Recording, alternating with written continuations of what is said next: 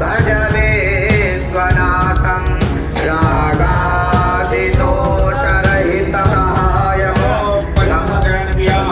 सरस्वतीमपि सदरोतसा सरस्वती तु पञ्चधातो देशे भावसरि ॐ यक्षस्वरूपाय जटाधराय विनाकासाय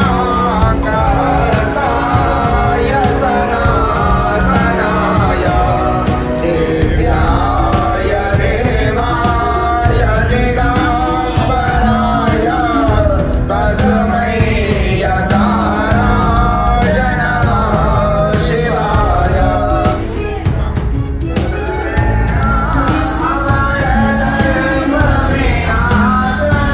लिंगम एकालिंग गुरु साक्षात् परब्रह्म तस्मै श्री गुरवे नमः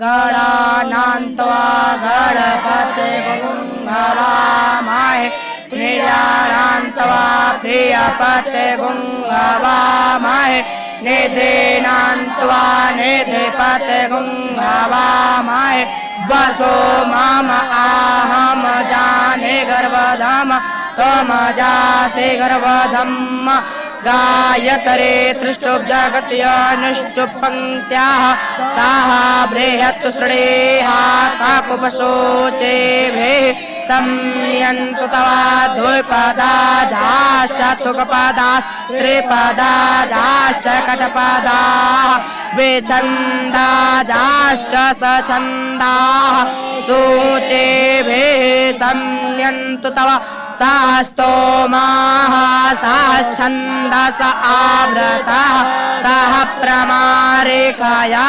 सप्तदैव्याः पूर्वेखां पन्थामनुदृश्यधीर अन्नबालेभ्येरतियो नारस्मिन् जजाग्रतो धूरमुदयते देवन्तदुषु तस्यात तैवैते दूरङ्गमञ्जोत्।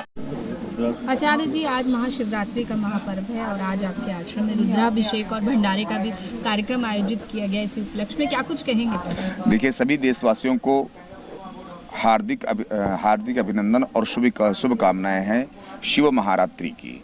ये शिवरात्रि का जो पर्व है भोले बाबा की जो है शादी के उपलक्ष्य में मनाया जाता है और आज सदगुरु कबीर साहब जागू मठ के द्वारा जो रुद्राभिषेक का कार्यक्रम किया जा रहा है, तो इसमें कबीर पंथ और सनातन धर्म को एक में मिला करके, क्योंकि लोगों की जो भ्रांतियां हैं वो अलग हटनी चाहिए। कबीर पंथ हमारे सनातन धर्म से अलग नहीं है और सनातन धर्म जो है कबीर पंथ से अलग नहीं है। ये लोगों के अंदर भ्रांतियां हैं और मैं जैसा देख रहा हूँ कि कबीर पंथ सदैव से जो है सनातन धर्म को आगे बढ़ाने का काम कर रहा है और यहाँ पर सैकड़ों साल से मंदिर बना हुआ है। कबीर पंथ के अंदर अगर सनातन धर्म का मंदिर मिल रहा है, एक समावेश है, गंगा और जमुना का जब मिलकर के संगम बनता है तो कबीर पंथ और सनातन मिलकर के एक जो है ऐसा हमारा संगठन, हमारा जो है सनातन मजबूत होगा जिसका हम कुछ वर्णन नहीं कर सकते। इसके उपलक्ष्य में जो यहाँ पर अतुल त्रिवेदी जी के द्वारा, ऋषि त्रिवेदी जी के द्वारा जो रुद्राभिषेक का कार्यक्रम ये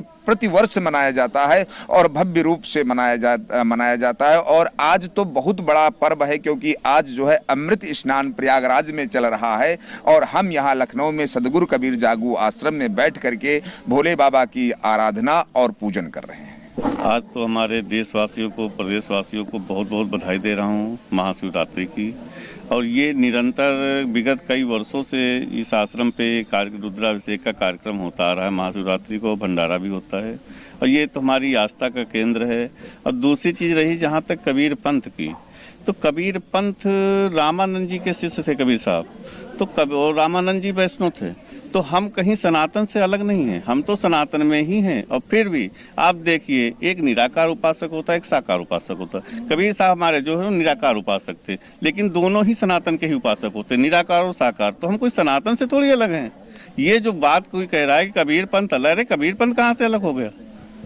कबीर पंथ तो सनातनी ही है और कबीर साहब ने तो सनातन की रक्षा की है। उस समय जिस समय मुसलमानों का राज था और मुसलमान जो थे, इस्लाम जो थे, वो हमारे मठ मंदिरों को नष्ट कर रहे थे, ब्राह्मणों के जनेऊ तोड़ रहे थे।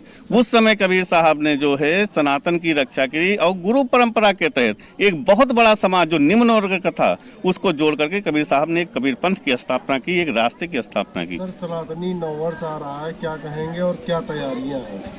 सनातनी नववर्ष जो है उसकी भव्य तैयारी हिंदू महासभा कर रही है और वो आपको आपके चैनल के माध्यम से देखने को मिलेगा। आप देखिए कि जब से हिंदू महासभा ने हिंदू नववर्ष बनाने को ठाना है तब से आप ये देख के चलिए कि हर जगह नववर्ष पे ध्वज, हर जगह बैनर, पोस्टर, हर जगह मतलब एक जागरूकता का एक अभियान जैसा चल रहा है और बहुत अच्छी बात है, हमारा हिंदू वर्ग जाग रहा है। आज हमारे महाकुंभ का आखिरी स्नान है, इसके बाद इसका समापन हो जाएगा। बहुत ही अद्वितीय अनुभव रहा है इस बार महाकुंभ का, उसको लेकर क्या कहेंगे? इस मठ का एक माह तक वहां पर भी निरंतर भंडारा और अन्य क्षेत्र चलता रहा है। यात्रियों के लिए निवास की पूरी व्यवस्था दी गई है और महाकुंभ की जो व्यवस्था है वो महाव्यवस्था है। हम जितनी भूर भूर प्रशंसा करें योगी जी की वो कम है, क्योंकि इतना सुंदर उन्होंने उस चीज को रखा और इतना सुंदर कार्यक्रम हुआ, वो बहुत प्रशंसनीय है। और करोड़ों की तादाद में लोग आना और जाना और उसको सुचारू रूप से व्यवस्थित करना, रहने के लिए, भोजन के लिए, स्नान की सारी व्यवस्थाएं, वो बहुत ही प्रशंसनीय है। महाकुंभ की व्यवस्था को लेकर विपक्ष आए दिन जो है सरकार के ऊपर जो है टिप्पणी कर रहा है। जहाँ पे व्यवस्था की बात करी, व्यवस्था को लेकर के अखिलेश यादव का बड़ा बयान था कि वहाँ की व्यवस्था के ऊपर भ्रष्टाचार पड़ेगा। ऐसा है कि आपने देखा होगा कि हिंदू धर्म स्वतः हिंदुओं से हारता आया है। हमारे अंदर भी जयचंद हैं, उनको ये जब हिंदू हो करके ही यदि हमारी किसी धर्म की, किसी मंदिर की आप बुराई करोगे तो मैं उनको हिंदू नहीं मानता। उनको पुनः घर वापसी करनी चाहिए और हमारे सनातन के विषय को जानना चाहिए। देखिए, ये उपासना का विषय है और हम लोग सनातन धर्म के अनुयायी हैं। ये लगातार चलता आ रहा है। हमारे महंत श्री 108 योगेंद्र दास जी के द्वारा आयोजन किया गया है और हम सब लोग तन मन धन से साथ में हैं। बहुत अच्छा लग रहा है। अभी थोड़ी देर में भंडारा शुरू होगा, आप लोग भी प्रसाद लेके जाइए। धन्यवाद। सर, कितने बच्चों को यहाँ शिक्षा दी जाती है? देखिए, ये तो अनलिमिटेड है। अभी शुरुआत जो हुई है 50 बच्चे हैं और नए सत्र की शुरुआत हो चुकी है। उधर दाखिला अलग हो रहा है और ज्यादा होंगे। जैसे इस बार आपने देखा था सामूहिक उपनयन संस्कार में, अगले साल हम उम्मीद करते हैं कम से कम 101 बच्चों को एक साथ करेंगे, तो इसे धूमधाम से होगा। तो यही कहेंगे कि भाई सभी लोगों को धर्म को आगे बढ़ाना चाहिए। समझिए, जो हम लोग अपने संस्कारों को भूल गए थे, संस्कारों को न भूलें, अपने संस्कारों को आगे बढ़ावें, जिससे आने वाली पीढ़ी हम लोग का मार्गदर्शन करेगी, भाई हम लोग रास्ते पर चलेगी। नहीं तो हम ही लोग अपने संस्कार को भूल जाएंगे तो हिंदुओं का मिटना बहुत जल्दी हिंदू मिट जाएंगे। इसलिए हम यही कहना चाहेंगे कि अपने सनातन धर्म को आगे बढ़ाइए, देश को आगे बढ़ाइए।